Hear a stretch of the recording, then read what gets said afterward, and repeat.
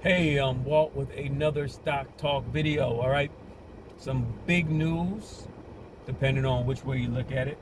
The Federal Reserve closed their meeting that they had this week, and they decided to cut the interest rates 25 basis points.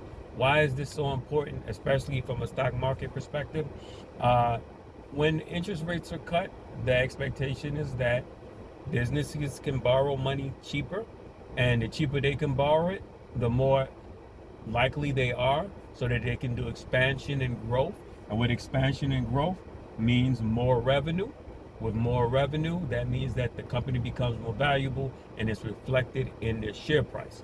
So the investors are able to capture that capital gain from that. Also, we also have, in my opinion, two other factors, right? You have a few weeks ago, we saw that Black Friday broke the record from last year online sales. Um, I went into a mall or two and it was jam packed. So it's definitely people spending money.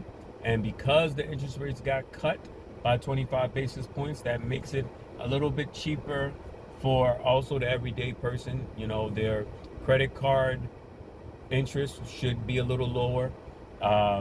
And that will, especially with the holidays, that will incentivize some people to borrow money, to spend money. Um, and also, we're coming towards the end of the year, and a lot of these institutions that are managing portfolios, they get paid, most of them is fee based, and that fee is going to be based on whatever that balance is at the end of the year. So, that's going to make it to be even more of a reason to make sure that the market is higher so these portfolios can be higher. There's a reason why December is historically one of the best months for the stock market, because it's the end of the year and that's when fees start to get assessed.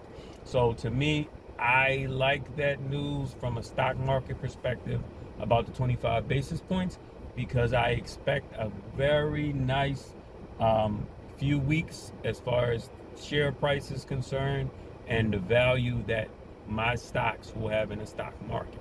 So let me know what you think. Leave a comment below.